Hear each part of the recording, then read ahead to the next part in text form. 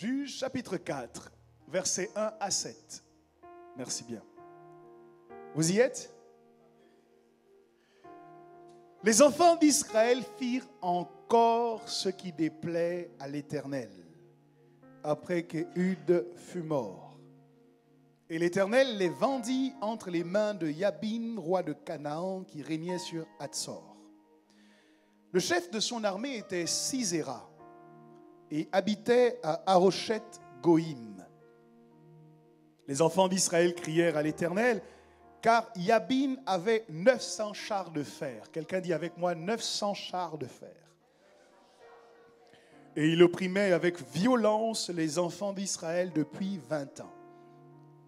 Dans ce temps-là, Déborah, prophétesse, femme de Lapidote, était juge en Israël. Elle siégeait sous le palmier de Déborah entre Rama et Béthel, dans la montagne d'Éphraïm, et les enfants d'Israël montaient vers elle pour être jugés. Verset 6, elle envoya appeler Barak, fils d'Abinoam, de Kedesh Nephtali. Et elle lui dit, n'est-ce pas l'ordre qu'a donné l'Éternel, le Dieu d'Israël? Va et dirige-toi sur le mont Tabor et prends avec toi 10 000 hommes des enfants de Nephtali et des enfants de Zabulon. J'attirerai vers toi au torrent de Kizon Sisera, chef de l'armée de Yabin, avec ses chars et ses troupes, et je le livrerai entre tes mains. Que l'Éternel livre entre tes mains tous tes ennemis au nom de Jésus-Christ. Il y a quelques semaines maintenant, alors que nous entrions dans cette année que Dieu m'a indiqué comme étant l'année pour rendre le pays habitable, il m'a conduit dans une réflexion que je veux vous partager. C'est que dans toutes les victoires que nous voulons engranger dans notre existence, il y a toujours deux sphères que nous devons prendre en considération. La sphère spirituelle et la sphère naturelle. Pour rendre le pays habitable, il y a des actions que nous devons poser dans la réalité. Il y a des choses que nous devons faire de manière pratique pour rendre le pays habitable. Amen. Le pays ne peut pas être rendu habitable si nous ne nous mettons pas à l'action pour poser des actions de planification, d'assainissement et de construction qui permettent au pays de devenir habitable.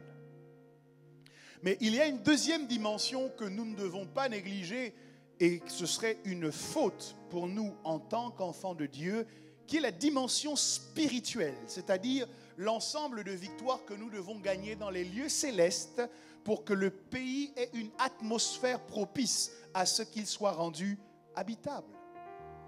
Parfois, nous faisons beaucoup d'efforts dans le monde physique, mais pas suffisamment dans le monde spirituel. Et donc, la résultante en est que nos efforts ne sont pas couronnés du succès escompté, parce que nous n'avons pas pris en considération les deux domaines.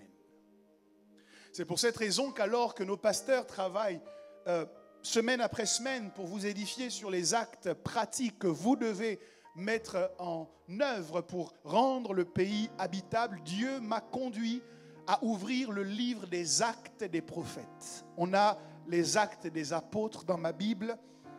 Je projette d'écrire le livre des actes des prophètes.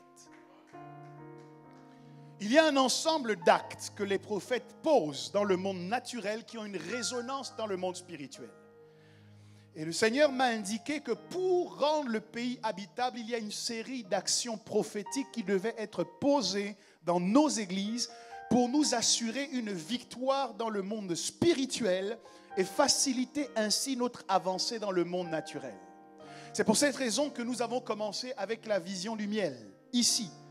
Et j'ai travaillé à Libreville sur 2 autres actes des prophètes et je veux profiter de ma présence en ce lieu pour vous avancer aussi sur ces domaines-là. J'ai demandé à chacun de se munir d'une bouteille de lait parce que c'est sur le lait que notre action prophétique va porter ce matin. Et s'il fallait donner un titre à mon partage, je l'intitulerais « La victoire du lait ».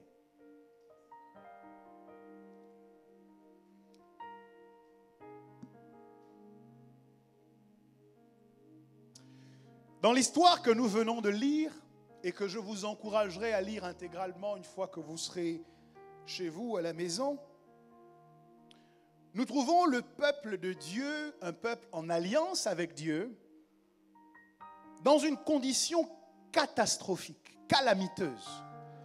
C'est le peuple qui révère le Dieu qui est au-dessus de tout, mais ils sont en dessous des autres. C'est le peuple qui révère le Dieu tout-puissant, mais ils ploient sous la puissance de leur ennemi. C'est le peuple qui connaît le Dieu très haut, mais en vérité, ils sont tout en bas de la chaîne alimentaire des populations qui les entourent. Est-ce qu'il peut arriver à un enfant de Dieu, en alliance avec Dieu, de ne pas être la tête, malgré toutes ces proclamations à puissance, je serai la tête et non la queue? Peut-il arriver que des chrétiens soient finalement la queue et non pas la tête?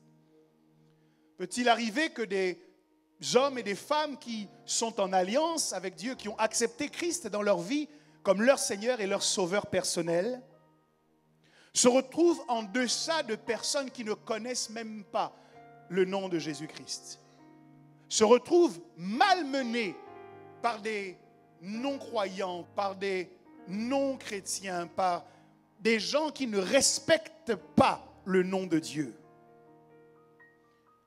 Si c'est arrivé à Israël à cette époque, il m'est d'avis que ça peut nous arriver aujourd'hui. Et qu'il y a peut-être dans cette salle des gens qui sont certains d'être chrétiens, mais en même temps qui se retrouvent à la queue de leur entreprise alors qu'ils devraient être à la tête. Qui se retrouvent déconsidérés dans leur famille alors même qu'ils devraient être les premières personnes que l'on consulte pour prendre une décision majeure. Si cela est votre partage, les choses que je vais vous dire vont certainement vous aider. Qu'est-ce qui peut expliquer que connaissant le Dieu des cieux, on se retrouve plus bas que terre? Qu'est-ce qui peut expliquer que nos ennemis aient le dessus sur nous, quand bien même nous savons que leurs divinités ne sont pas supérieures à la nôtre? Que celui qui est en nous est plus grand que celui qui est dans le monde, que ceux qui sont avec nous sont plus nombreux que ceux qui sont avec eux. Comment cela peut-il s'expliquer? Le verset premier de ce que nous venons de lire est sans ambiguïté. Les enfants d'Israël firent encore ce qui déplaît à l'Éternel. Et c'est là l'explication de nos problèmes. Nous faisons ce qui déplaît à l'Éternel. C'est facile de toujours jeter la responsabilité de ce qui nous arrive sur les autres. De dire que vous êtes dans une situation délicate à cause de tel oncle qui vous a maudit, de tel parent qui ne vous a pas aimé comme il aurait dû, de tel professeur qui ne vous a pas encouragé à l'école quand vous aviez besoin d'encouragement. C'est facile de le faire. Et nous tous, nous pourrions tomber dans le piège de la victimisation. Je suis dans cette situation à cause de tel, à cause de tel, à cause de tel autre. Mais ici, il n'était pas possible de mettre la responsabilité sur le roi païen, Yabin, ou sur son chef d'armée, Sisera, parce que la responsabilité de ce qui arrivait aux enfants d'Israël était sur eux-mêmes. Ils avaient fait ce qui déplaît aux yeux de l'Éternel. Et j'aimerais nous aider aujourd'hui à comprendre une chose. Si vous ne savez pas assumer votre responsabilité dans ce qui vous arrive et que vous mettez toujours la faute sur les autres, vous n'aurez pas le pouvoir de changer votre vie. J'ai réfléchi à une chose qui m'a intrigué. Vous vous souvenez quand même que notre père Adam, dans le jardin d'Éden, lorsque Dieu l'interroge sur les raisons de sa désobéissance, ne trouve rien de mieux que de se défausser en pointant du doigt Ève, en disant « La femme que tu m'as donnée du fruit et j'en ai mangé. Sur le moment, cela pouvait paraître une bonne idée. Mais vous savez ce qui me dérange dans l'histoire? C'est qu'à partir de ce moment, l'homme a été mis de côté quant à la solution de toute l'humanité. C'est quand Adam a dit c'est Ève que Dieu a dit au serpent la postérité de la femme. C'est ce jour-là que la femme a été capable d'avoir une postérité sans l'aide de l'homme. Pourquoi? Parce que l'homme s'était déresponsabilisé. Et c'est pour ça que je découvre un Dieu qui n'a que faire de traiter avec les hommes quand il s'agit de prendre des décisions majeures sur la destinée de l'humanité. Je n'ai pas compris pourquoi, alors que c'est Isaac qui a prié pour demander que Rebecca soit enceinte, c'est à Rebecca que Dieu a expliqué quels sont les enfants qu'elle portait dans son ventre. On m'a dit que l'homme est le chef de la femme. Mais je suis intrigué. Quand il s'agit de faire naître Jésus, Dieu ne va pas trouver Joseph dont il sera le fils. Dieu va d'abord parler à Marie parce que c'est la postérité de la femme. Comme Adam a dit c'est de la faute de la femme, alors la solution viendra de la femme. Donc chaque fois que tu dis c'est de la faute de tel, tu enlèves le pouvoir d'apporter une résolution au problème dans lequel tu te trouves. Je demande à quelqu'un ce matin de prendre ses responsabilités. Sinon Dieu ne respectera plus la hiérarchie que lui-même a établie lorsqu'il s'agira de trouver une solution au problème dans lequel tu te trouves. Arrête de dire c'est de la faute des autres. Si c'est de la faute des autres, alors c'est seulement la décision des autres qui pourra te sortir de la faute. Tu dois assumer tes responsabilités. Commencez à changer de discours. Non, ce n'est pas la faute de mon père. Non, ce n'est pas la faute de ma grand-mère. Non, ce n'est pas la faute de mon oncle. Pourquoi? Parce que des enfants ont vécu exactement les mêmes choses que moi et eux, ils s'en sont sortis. Non, ce n'est pas la faute de mon pasteur. Pourquoi? Tous les disciples avaient le même maître, Jésus, mais Judas a quand même trahi. Donc tu peux avoir le meilleur enseignant par excellence, le meilleur prophète par excellence, celui qui accomplit tous les miracles sous tes yeux et être quand même un rebelle parce que dans ton fort intérieur, il y a quelque chose de mauvais que tu dois traiter. Arrête de dire c'est la faute des autres, c'est de ta faute.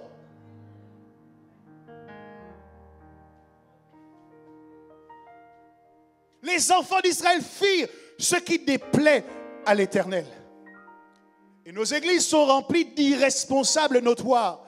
Les maris qui mettent la responsabilité de leurs problèmes sur leurs femmes.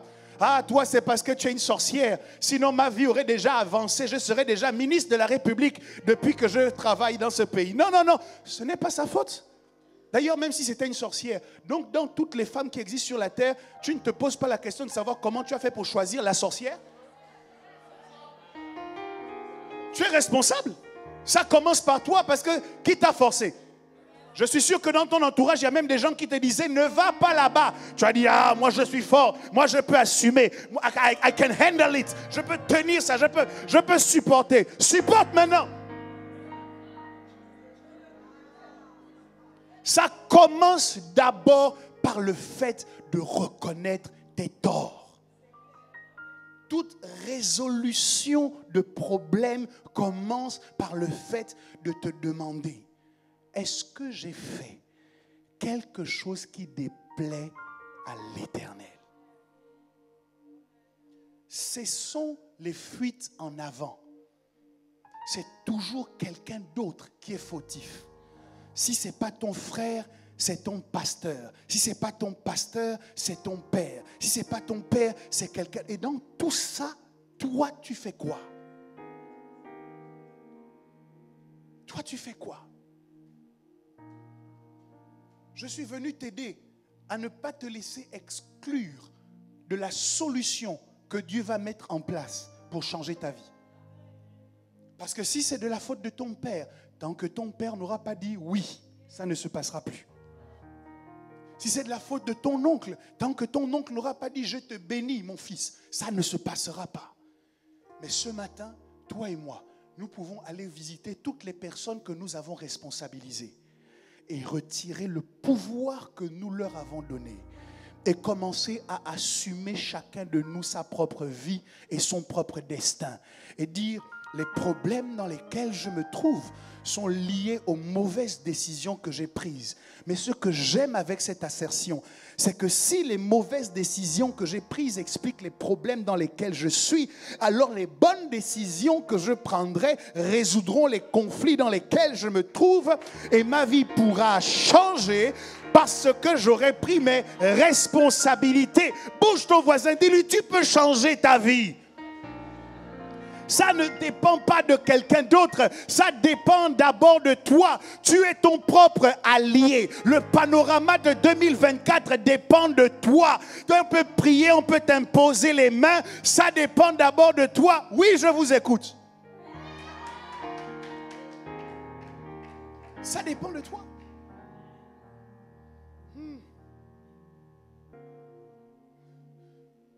Donc, ils ont souffert comme ça pendant 20 ans. Tu sais, Pasteur Alix, ce qui me gêne dans l'histoire? Non, toi tu sais. C'est qu'ils ont souffert comme ça pendant 20 ans à cause de quelque chose qu'ils avaient fait qui déplaisait à l'Éternel. Et c'est au bout de 20 ans qu'ils se décident à aller trouver Déborah sous le palmier de Déborah pour expliquer qu'on souffre trop. Je me suis interrogé. Et s'ils étaient allés trouver Déborah après 2 ans? S'ils étaient allés trouver Déborah après 2 jours? Pour dire à Déborah, nous avons péché contre l'Éternel. Si mon peuple sur qui est invoqué mon nom s'humilie et prie, cherche ma face, il se détourne de ses mauvaises voies, je l'exaucerai des cieux. J'ai compris que la souffrance dans notre vie a une date de péremption. Mais le problème avec la date de péremption, c'est qu'elle appartient à la divinité. Ça veut dire quoi? La date de péremption n'est pas figée dans le temps. Lorsque vous entrez dans le magasin de Dieu et qu'à cause de vos choix et de vos mauvaises décisions, vous prenez un article qui s'appelle la souffrance. Quand vous retournez le couvercle, il y a une date qui est écrite. Mais cette date bouge. En fait, cette date ne s'exprime pas en chiffres, elle ne s'exprime pas en jours, elle ne s'exprime pas en années. Dieu ne vous dira pas, tu vas souffrir pendant 20 ans. Dieu va dire, et c'est ce qui est écrit sur le couvercle, tu vas souffrir jusqu'à ce que tu passes par la repentance. La date de péremption de la souffrance, c'est la repentance. Quel que soit ce que tu as fait, à partir du moment où tu choisis de te repentir, Dieu choisit de revenir. Parce qu'il n'a qu'une seule ambition, c'est de rester avec toi. Il n'a qu'un seul désir, c'est de demeurer avec toi, c'est de tabernacler avec toi. Donc en vérité, le temps que tu passes à souffrir, c'est juste le temps que tu perds à chercher des solutions ailleurs que dans le fait de reconnaître tes propres fautes et de demander pardon pour ce que tu as fait. Vous n'avez jamais vu ce genre de personne? Il t'a blessé. Vous deux, vous savez qu'il t'a blessé, qu'il s'est mal comporté. Mais plutôt que de venir te demander pardon, il va d'abord aller parler à la terre entière. C'est du temps perdu. Viens me voir directement. Fais ton offrande de culpabilité. Présente tes déclarations de repentance. Je vais analyser pour voir si j'accepte ou si je n'accepte pas. Mais au moins, on a fait un raccourci. On a gagné du temps.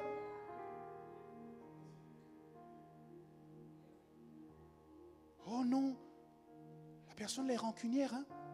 Depuis qu'on s'est mal parlé là, elle ne me regarde plus. Je suis allé demander pardon.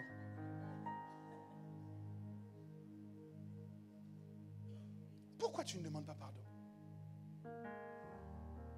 Donc, Yabin était fort sur Israël parce que Israël ne voulait pas passer par la repentance. Et il faut que Dieu nous aide à ce que la repentance soit notre premier réflexe. Lorsque vous savez au fond de vous que vous avez mal fait, que Dieu vous aide à vous repentir vite fait. Si vous avez été rapide pour mal faire, alors soyez rapide pour bien faire. Si vous avez été rapide pour frustrer quelqu'un, soyez rapide aussi pour demander pardon à la personne. Si vous avez été rapide pour salir le nom de quelqu'un, soyez rapide pour rétablir la renommée, la crédibilité de la personne dans les oreilles des gens où vous êtes allé salir son nom. Soyez aussi rapide. Soyez ferme dans le bien, comme vous avez été ferme dans le mal. Soyez ingénieux au bien, comme vous avez été ingénieux au mal. Si tu as trouvé le courage de mal faire, alors trouve la hardiesse de bien faire.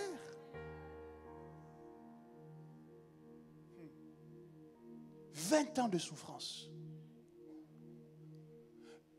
Donc nos ennemis ne sont pas si forts. Leur seule force, c'est notre manque de repentance. La force de nos ennemis, c'est notre arrogance. Tant que je dis je suis le meilleur, je n'ai rien à me reprocher, je suis parfait, je ne suis coupable de rien. Tant que tu es dans cette logique, ceux qui sont tes ennemis obtiennent des muscles supplémentaires pour te charger. Mais lorsque tu sais lever les mains vers le ciel et dire « Oh Dieu, j'ai péché contre toi. Je n'aurais pas dû dire ça. Je n'aurais pas dû faire ça. Je te demande pardon. » La charge qui pesait sur toi est ôtée. Il n'y a aucun parent qui prend plaisir à punir son enfant. Il est obligé de le faire parce que ça fait partie du processus de l'éducation. Mais lorsqu'il sait que son enfant a compris, il lève la punition. 20 ans. Que Dieu t'aide. Les Ivoiriens disent, on ne dure pas dans mauvais rêves. Que Dieu t'aide. Si tu te rends compte que là, ça devient comme un cauchemar, réveille-toi vite. Réveille-toi vite. Le fils prodigue a attendu de dormir avec les cochons pour se dire, ah, c'est peut-être mieux que je reparte chez mon père. Donc, il aurait pu zapper l'épisode des cochons. Il y a des cochons que tu es en train de croiser. Il y a des cochons que tu es en train de croiser parce que tu ne veux pas reprendre le chemin qui te ramène vers le cœur de ton père. Je vais assurer, je vais gérer, je vais faire moi-même. Alors, vos Bibles disent que c'est l'Éternel qui les a vendus à Yabin. C'est l'Éternel.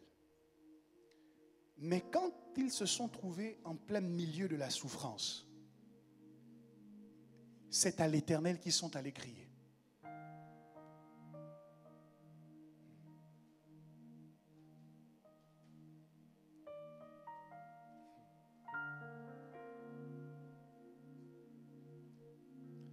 Lorsque vous souffrez et que vous ne savez pas de qui vient la souffrance, vous êtes peut-être avantagé ou peut-être en danger. Parce que vous pouvez aller demander de l'aide à la personne qui est en train de vous faire souffrir. Et il vaut mieux que ce ne soit pas un homme, parce qu'il prendra plaisir à vous faire tourner en rond sans vous dire qu'il est derrière la souffrance que vous connaissez. Je ne sais pas pour vous, mais quand il est clair que ce que vous souffrez, Dieu est derrière, le premier réflexe que vous avez est un réflexe de recul. Ce n'est pas vers Dieu que vous voulez aller, parce que quelque chose vous dit, c'est lui qui vous a vendu. Vous êtes prêt à crier à tout le monde, sauf à Dieu. Parce que, dans une certaine mesure, c'est lui qui est responsable de ce que vous subissez. Et nous sommes un certain nombre comme ça, à être chrétiens, mais nous avons du mal avec la prière.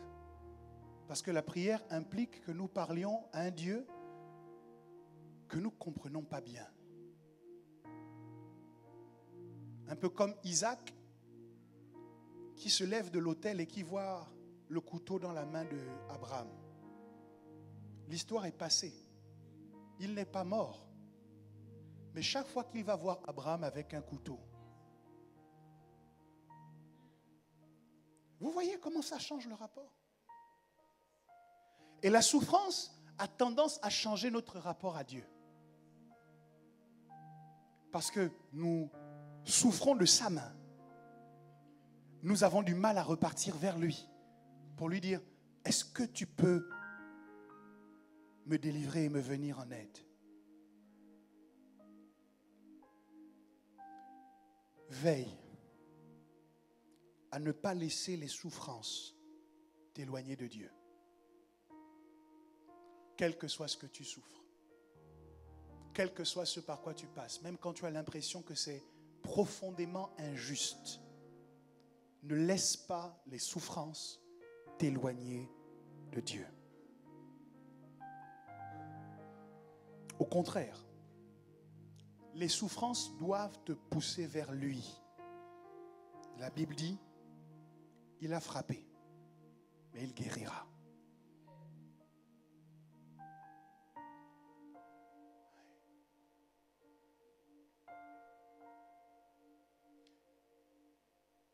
Commencez à condamner Dieu à cause des souffrances par lesquelles vous passez. C'est barricader la seule issue de secours qui s'offre à vous dans une maison en flammes. Dieu est le seul qui peut vous permettre de vous en sortir. Dieu est le seul qui peut vous délivrer de la main de Yabin et de Sisera. Il est le seul qui peut résoudre les problèmes dans lesquels vous vous trouvez. Dieu est le seul. Et un chrétien n'est pas encore mature tant qu'il n'est pas arrivé à la conclusion « Je n'ai personne d'autre que toi. Je n'ai dans le ciel, sur la terre, sur les mers, dans les mers et sous la terre, aucun autre nom par lequel je puisse être sauvé, si ce n'est le nom de Jésus. » Un chrétien n'est pas encore arrivé à un certain niveau de maturité quand chaque fois que Dieu fait quelque chose qu'il ne comprend pas, il trouve une personne lambda vers qui il peut se tourner pour lui demander de l'aide au lieu de repartir vers Dieu. La maturité, c'est que lorsque ton père t'a giflé, ça n'enlève pas le fait que c'est toujours ton père. Et que quand tu as besoin d'aide, c'est toujours vers lui que tu vas partir, avec la joue gonflée, avec la marque de sa paume sur la joue. Mais ça ne change pas la filiation. C'est toujours ton père. Qui va contester pour toi avec Dieu? Moi, je suis vendu à Dieu. Si tu arrives dans mon bureau et que tu as un problème avec Dieu, je prendrai toujours la part de Dieu. Je te dis, mais pourquoi tu as fait ça? Repens-toi, maintenant même. Pourquoi? Parce que qui va contester avec Dieu? Dieu a le droit de te frapper. Dieu a le droit de te faire mal. Dieu a le droit de te fermer des portes parce que tu es trop têtu et que quand il te dit de ne pas y entrer, tu ne veux pas. Alors on te claque la porte au nez pour que tu ne puisses pas y entrer. Dieu est capable de semer la zizanie pour t'obliger à une rupture que tu ne veux pas consommer depuis des années où on te consomme, on te consume. Tu veux toujours rester là. Dieu est capable. Dieu est capable. Mais une fois qu'il a fait ça, il reste ton Dieu. Est-ce que tu vas sortir d'une pochette surprise un autre Dieu pour dire de toute façon, j'avais un autre Dieu au village, mon oncle m'avait parlé d'un autre Dieu, il y avait une autre secte dans laquelle je pouvais entrer, là-bas les choses se font facilement. Si tu as toujours un plan B, tu ne feras rien de significatif avec Dieu parce que Dieu est le Dieu de ceux qui n'ont que Dieu. Si tu n'as pas seulement Dieu dans le ciel, sur la terre, sous la terre, ce Dieu-là n'est pas ton Dieu. Il règne sans égal, il règne sans partage, il n'a pas de concurrent, il n'a pas de rival, il n'a aucun égal, il n'a aucun compétiteur. Dieu doit être le seul, le premier et le dernier espoir que tu fais monter vers lui. Ça doit uniquement être vers lui et jamais vers quelqu'un d'autre. Il est le seul. Écoute, Israël, l'Éternel est le seul. Éternel. Le psalmiste a dit, où pourrais-je aller loin de toi? Si je vais au ciel, tu es là. Au royaume des morts, te voici. Si je prends les ailes de l'aurore et que je m'en vais me cacher aux extrémités de la terre, là aussi tu me trouveras, ta main me saisira. Où pourrais-je aller? Il faut que ton voisin sache la raison pour laquelle tu cours toujours à l'église quand tu as des problèmes. Parce que toi, tu n'as que Dieu. Il faut que ta famille sache pourquoi tu rentres dans le lieu secret quand ça ne va pas et qu'on t'entend pleurer, gémir, crier, soupirer parce que toi, tu n'as que Dieu. Eux, ils ont des sorciers, eux, ils ont des idoles, mais toi et moi, nous n'avons que Dieu. Et il n'y a qu'un seul nom par lequel nous puissions être sauvés, c'est le nom de Jésus. Alors nous espérons en Jésus, nous aspirons à Jésus, nous pleurons devant Jésus, nous soupirons après Jésus, nous nous attendons à Jésus, il est le seul. Tant que tu n'as pas encore compris ça, Dieu n'est pas ton Dieu.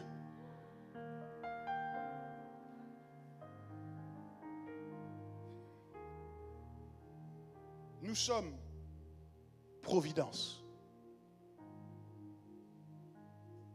Les souffrances ne nous font pas nous éloigner de Dieu.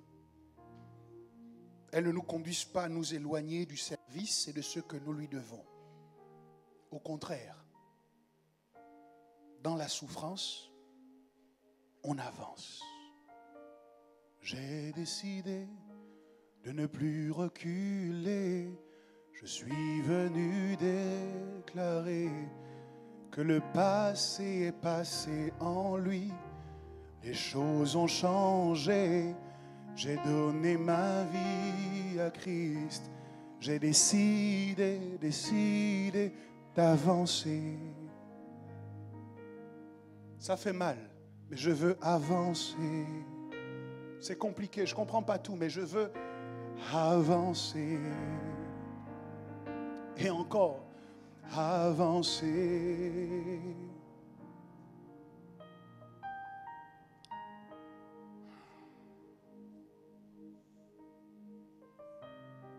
Quel que soit ce que tu souffres, avance. Pas juste dans ton destin, avance vers lui. Rapproche-toi de lui dans la prière. Rapproche-toi de lui dans le jeûne, dans la contemplation, dans l'adoration. Avance. Sois comme un avion, il n'y a pas rétroviseur, il n'y a pas vitesse arrière.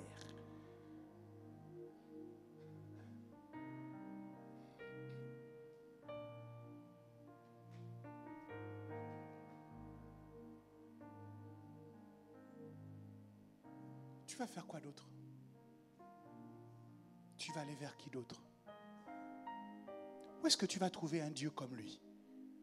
Fidèle comme lui, puissant comme lui, glorieux comme lui, qui te fait les promesses qu'il te fait, sans te demander de sacrifier ton enfant, qui te donne tout ce qu'il te donne, sans te demander de mettre des gens dans une cocotte minute ou dans une marmite ancestrale, de lister les gens que tu veux sacrifier dans ta famille.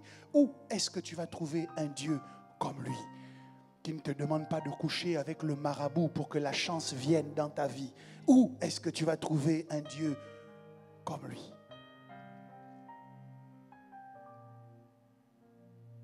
Tu changes toutes choses, oui, tu changes toutes choses, et avec toi je veux avancer.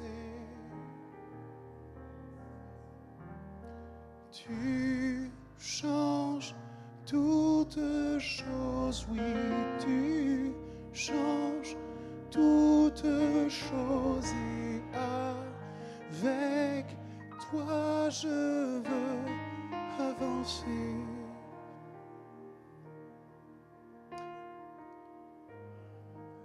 Seigneur, je prie pour quelqu'un qui a besoin d'avancer vers toi maintenant. Quelqu'un que l'épreuve avait éloigné de ta présence, de ta personne. Quelqu'un qui se tenait à distance de toi à cause de la souffrance. Seigneur, je demande maintenant que les ponts qui étaient brisés soient restaurés. Montre-moi la voie qui me ramène à toi. Montre-moi la voie qui me ramène à toi.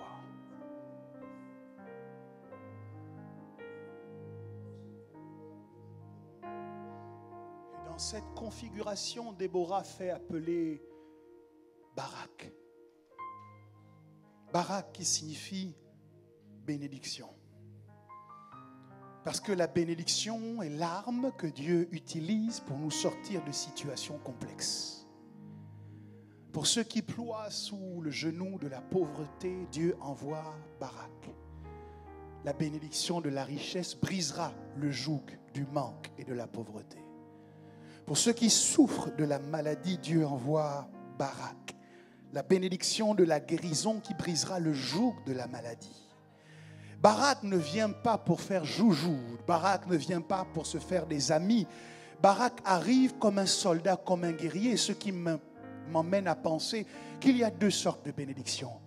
Il y a la bénédiction pacifique qui fera que personne ne verra que tu es béni et que personne ne te jalousera, que personne ne convoitera ce que tu as, que personne ne t'enviera, que personne ne jettera de pierre sur toi. C'est une bénédiction paisible.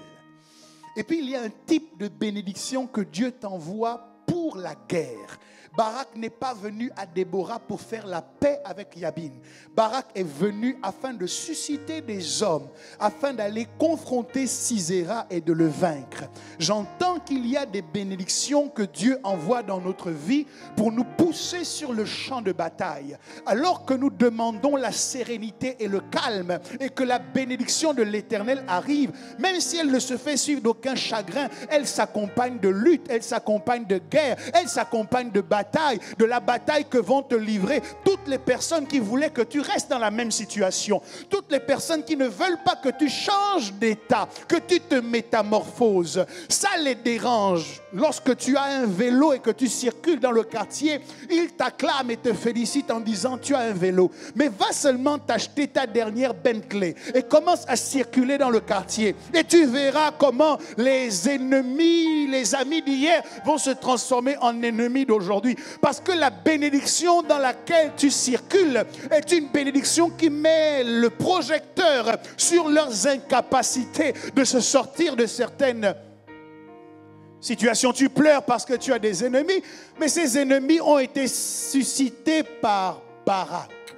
C'est la bénédiction de Dieu dans ta vie qui a levé des guerres auxquelles tu ne t'attendais pas. C'est le fait que tu es béni qui emmène des gens à te combattre alors que tu ne les combats pas. Tu ne les as jamais vus comme des adversaires, mais eux-mêmes se sont constitués comme tes adversaires parce qu'ils ne sont pas d'accord avec la bénédiction que tu portes.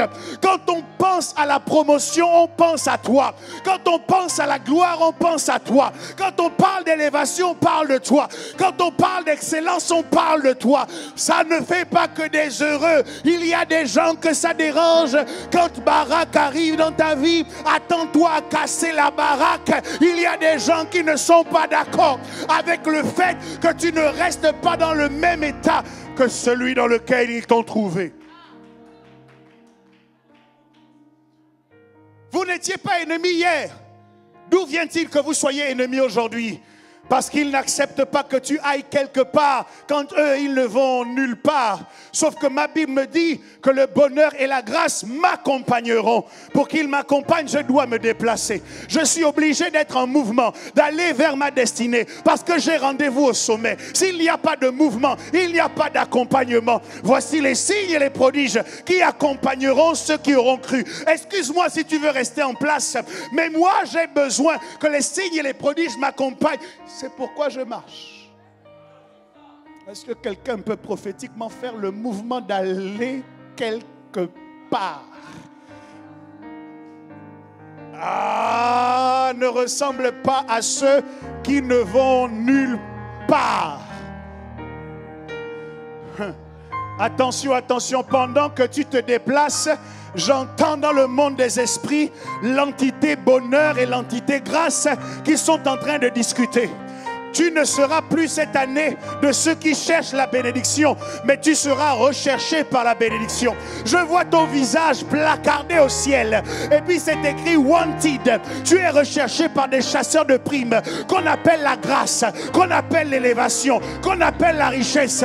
Ils sont en train de chercher à te localiser. Et je leur envoie un message pour leur dire que tu es au 57 rue de l'Université. S'il y a quelqu'un que Dieu va bénir ce matin, c'est toi.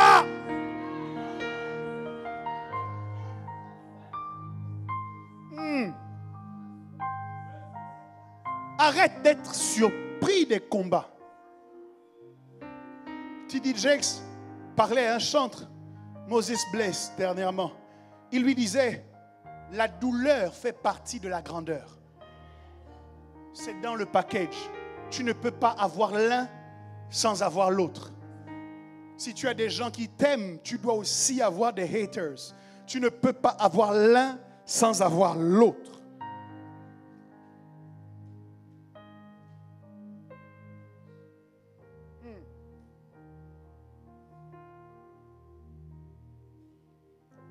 Et le combat est mené entre Barak, Déborah et Sisera. La Bible dit que dans le cadre de ce combat, Sisera, qui opprimait le peuple pendant 20 ans, a vu toute son armée intégralement décimée. J'aurais voulu crier victoire à ce moment, mais l'histoire continue. Sisera réussit à s'échapper du champ de bataille de justesse. Ce qui m'embête dans cette histoire, c'est que quand vous avez terrassé l'armée, mais que vous avez laissé s'enfuir le général de l'armée, il est capable de susciter une autre armée parce qu'il sait comment lever une armée. Et beaucoup d'entre nous, nous avons gagné des victoires dangereuses, des victoires où nous avons terrassé l'armée, mais où le général s'en est allé. Et Dieu n'avait pas pour projet de laisser Sisera subsister. Le voici qui s'approche de la tente d'une femme, épouse d'Héber, le Kénien. Il demande à Jaël de l'héberger, de le cacher sous sa tente. Et Jaël accepte de le recevoir. Et Sisera demande à Jaël de lui donner de l'eau à boire pour le rafraîchir. Et au lieu de lui donner de l'eau, Jaël prend l'outre de lait. Et elle choisit de donner du lait à boire à un général d'armée qui voulait rester alerte et éveillé pour ne pas perdre ses moyens si jamais on venait à le trouver.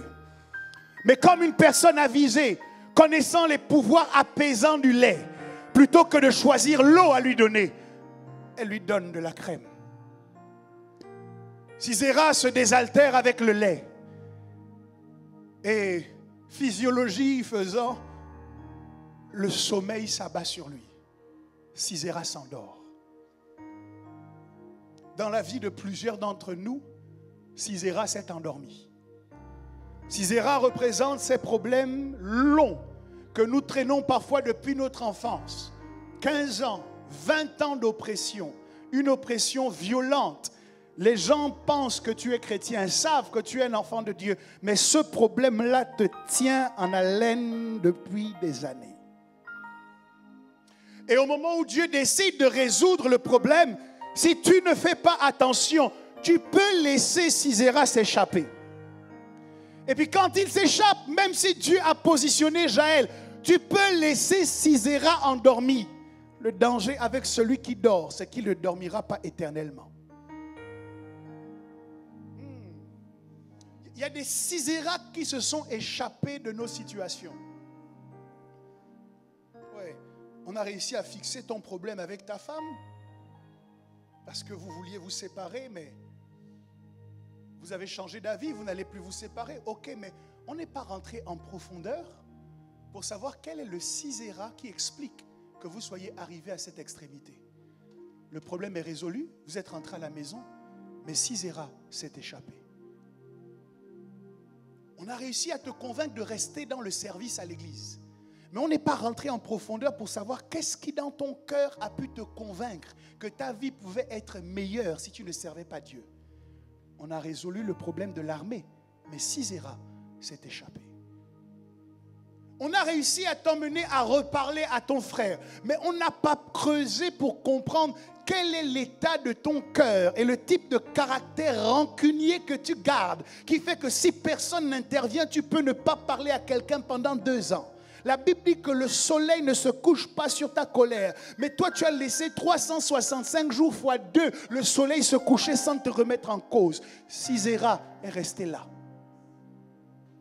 Il y a un certain nombre de situations comme ça où nous traitons plutôt les symptômes, un peu comme la médecine moderne, et nous ne nous attaquons pas suffisamment à la cause. Et c'est pour cela que nous avons des problèmes cycliques qui reviennent les uns après les autres. Et les chrétiens ont des vies en dents de scie. Un coup, ils sont fidèles à l'église, à un autre moment, ils sont infidèles à l'église. Aujourd'hui, comme c'est le début de l'année, il faut venir à l'église. Mais au milieu de l'année, ils ne sont plus trop sûrs de devoir être fidèles à l'église. Sisera n'a pas été mis à mort. Mais Jaël était là. Sisera peut échapper à Déborah. Sisera peut échapper à Barak. Mais Jaël ne laisse pas Sisera s'échapper. Je prie que Dieu donne à certains ici les dispositions de cœur de Jaël. Des hommes et des femmes qui traitent le problème jusqu'à la racine.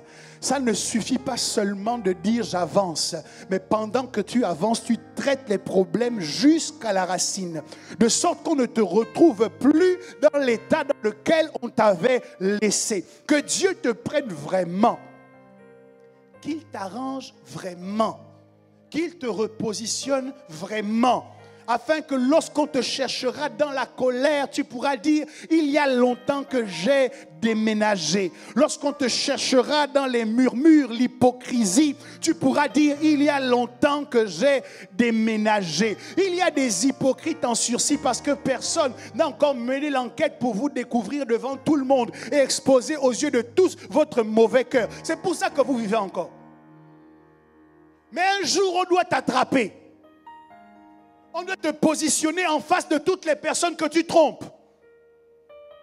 Et on doit te faire parler. Et on doit t'accuser et montrer en quoi tu es un hypocrite. Parce que depuis on te parle, tu n'écoutes pas. Sisera est toujours en vie. Jaël a dit, ce gars-là, il ne sortira pas d'ici. Pendant que Sisera s'endort, la Bible dit qu'elle est allée chercher le pieu avec lequel on fixe la tente. Et elle a pris le marteau.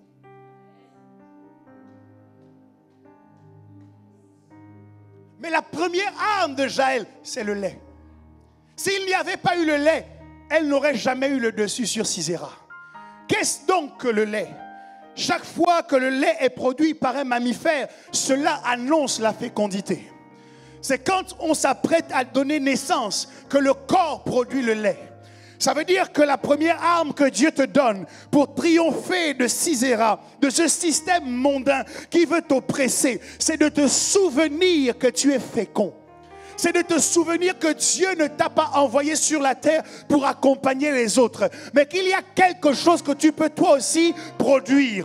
On t'opprime, mais tu produis. On t'attaque, mais tu produis. On te combat, mais tu produis. Tu continues à produire des résultats, même dans l'oppression. C'est ça, le lait. Je reste fécond. Dis avec moi, je reste fécond. Les gens perdent leur temps dans des balivernes. Le diable est en train de remplir l'enfer.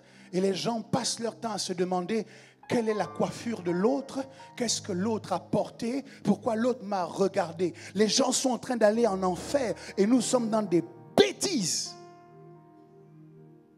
Dieu te dit, ramène ton regard sur la productivité, sur la fécondité.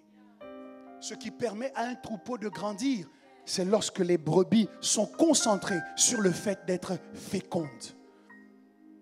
À combien de personnes vas-tu donner naissance en 2024? Combien d'âmes vas-tu gagner? C'est ça qui va bouger ton compteur au ciel. Ce n'est pas les tissages, ce n'est pas les perruques, ce n'est pas les coiffures, ce n'est pas les costumes, ce n'est pas les chaussures, ce n'est pas les cravates qu'on va intégrer dans ton compteur au ciel. C'est le nombre d'âmes que tu as gagné. La fécondité ne peut pas laisser Sisera en paix. Lorsque malgré toutes ces attaques, le diable se rend compte que vous êtes productif, ça l'endort.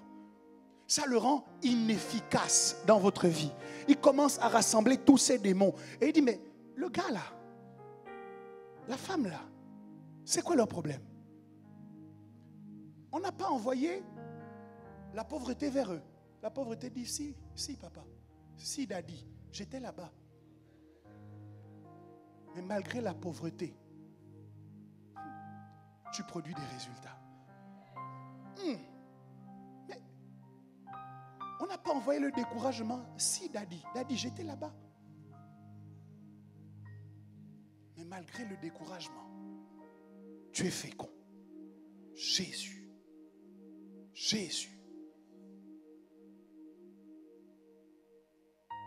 Le pouvoir du lait, c'est de se souvenir, même quand on est sous oppression, que la pression ne doit pas obligatoirement produire la dépression. La Bible dit que la pression du lait produit la crème. Je suis sous pression, mais je reste productif. Je suis sous pression, mais je continue à faire des choses qui me font avancer et qui font avancer le royaume des cieux. Là, quand tu fais cela, Sisera dort. La deuxième chose à laquelle le lait fait penser, puisque vous avez plus ou moins respecté le code couleur et que nous sommes tous de blanc vêtus, je parle en langage spirituel. La blancheur du lait, je n'ai pas encore vu de lait noir. La blancheur du lait fait écho à la sainteté que les enfants de Dieu doivent manifester. Le problème d'Israël était lié au fait qu'ils avaient posé des actes qui déplaisaient à l'Éternel. La résolution de leurs problèmes devait se traduire ou se trouver dans le fait qu'au lieu de rester dans des choses qui déplaisent à l'Éternel, les enfants d'Israël désormais choisissaient de marcher dans les voies de Dieu. Le lait est une invitation à la sanctification. Dis à ton voisin, Dieu nous invite à la sanctification. Et vous savez quel est votre problème avec la sanctification? Pour beaucoup d'entre vous, vous voyez la sanctification comme une punition. La sanctification, ça vous enlève tout ce qui est intéressant. Le jour où vous aurez vu la sanctification comme une bénédiction, votre vie aura changé.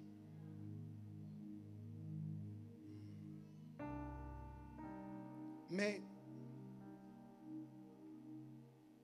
en plus du lait, elle prend le pieu de la tente. Dans les cultures nomades, lorsqu'on devait établir un campement, on levait les tentes. Vous vous souvenez, Pierre a dit à Jésus, à la montagne de la transfiguration, il est bon que nous soyons ici. Permets que je dresse 3 tentes, une pour toi, une pour Moïse et une pour Élie. C'est-à-dire que le fait de dresser une tente signifie qu'on a envie de rester là où on se trouve. C'est une invitation à la demeure. Le souci avec beaucoup d'entre nous, c'est que notre sanctification est encore événementielle. Notre fécondité est encore événementielle. Ça veut dire que nous gagnons des âmes par événement. Il faut un événement spécial à l'église pour qu'on se mobilise pour l'évangélisation. C'est événementiel. Et puis, lorsque tu as réussi à refuser de te compromettre, tu célèbres Dieu parce que pour toi, c'est encore exceptionnel. Sisera meurt lorsque nous choisissons de demeurer dans la fécondité et dans la sainteté. L'Ecclésiaste dit qu'en tout temps, tes vêtements soient blancs. Ce n'est pas seulement dimanche. Ce n'est pas seulement jeudi parce qu'il y aura la prière. Ce n'est pas seulement mardi parce qu'il y aura connaissance. Qu'en tout temps, tes vêtements soient blancs. Ceux qui veulent triompher de Sisera doivent prendre la résolution cette année de garder leurs vêtements blancs. Début d'année, milieu d'année, fin d'année, tes vêtements seront blancs. Début de semaine, milieu de semaine, fin de semaine, tes vêtements seront blancs. Quel que soit le jour de la semaine, qu'il y ait une réunion à l'église ou pas, tes vêtements doivent être blancs. Et que l'huile ne manque pas sur ta tête. On ne triomphe pas de Sisera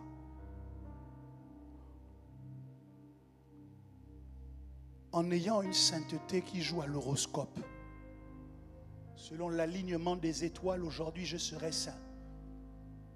Et puis demain, je repars à mes vomissures. Non, on triomphe de Sisera en ayant décidé de dresser la tente dans la sanctification. Ce n'est pas seulement quand tu te sens fort spirituellement que tu as la capacité de ne pas décrocher l'appel de ce gars-là. Non. Bishop Dag Heward Mills a lancé un tube sur Internet. Il a dit, il y a des numéros que vous devez appeler Don't Answer. Et vous mettez les numéros. Don't answer 1. Don't answer 2. Don't answer 3. Don't answer 4. Peut-être que toi tu as 20 ou 25. Don't answer. Moi je vais plus loin. Supprime. C'est pas juste, oh non, demain il y a l'église. Je ne peux pas décrocher. Tu dois demeurer dans la sainteté. Lequel d'entre vous peut récolter d'un arbre qu'il plante aujourd'hui et il vient déterrer chaque soir pour aller le planter ailleurs? Vous avez besoin de le planter à un endroit. Vous avez besoin de l'arroser à cet endroit. Vous avez besoin de le sécuriser pour que l'arbre puisse grandir et porter du fruit. Aujourd'hui, certains sont à l'église parce qu'il va y avoir acte prophétique. Mais quand il n'y aura pas acte prophétique, est-ce que ta présence à l'église va varier? Tu dois demeurer. Dis à ton voisin, tu dois demeurer.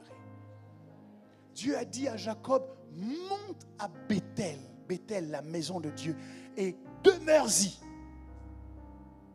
Ce n'est pas que tu n'as pas fait les bons choix l'année dernière et que tu n'as pas fait les bons choix pour cette année. Le problème, c'est le fait de demeurer. C'est que tu acceptes de changer et de ne plus critiquer. Mais ça dure seulement 3 jours. Après 3 jours, les murmures sortent du tombeau libre et vainqueur. Le 3e jour, la pierre est roulée. L'hypocrisie est ressuscitée. Et dès qu'on veut l'attraper pour dire non, ne ressuscite pas, elle dit ne me touche pas.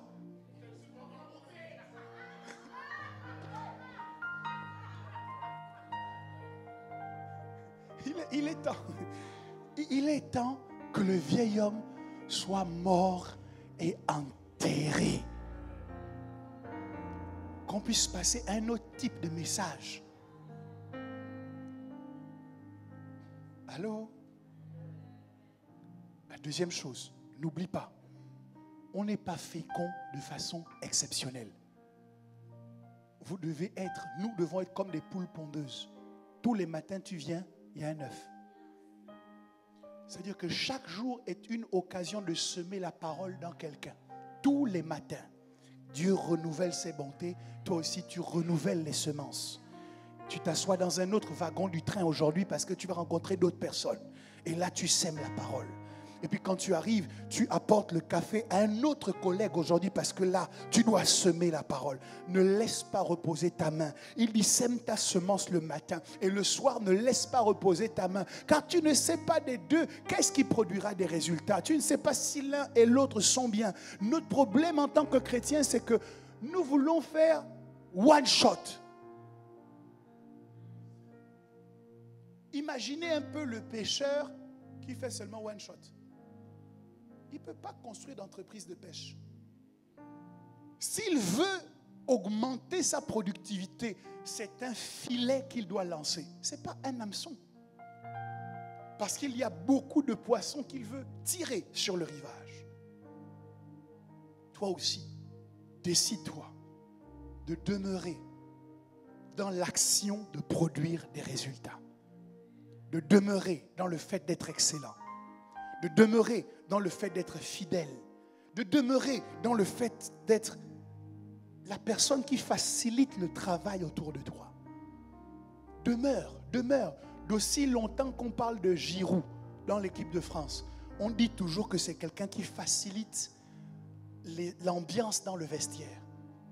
Ce n'est pas une fois, ce n'est pas deux fois, mais c'est comme ça qu'il fonctionne. Et même s'il ne marque pas, ou il ne fait pas tous les buts que les autres, ou bien il ne fait pas toutes les pichenettes que les autres, quand le coach pense à comment ça va se passer dans le vestiaire, le coach pense à Giroud. Ça ne marche pas si tu fais seulement les choses de façon exceptionnelle. Conseil de l'événementiel, je n'ai rien contre vous, mais est-ce que tu peux dire à ton voisin, sors de l'événementiel?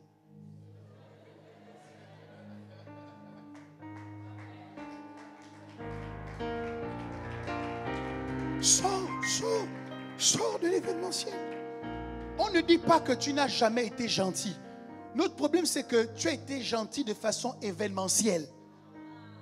On ne dit pas que tu n'as jamais pardonné, mais ton pardon est un événement. Et quand tu pardonnes, on peut faire vraiment un repas de famille. Pour dire, oh, lolo, aujourd'hui elle a pardonné.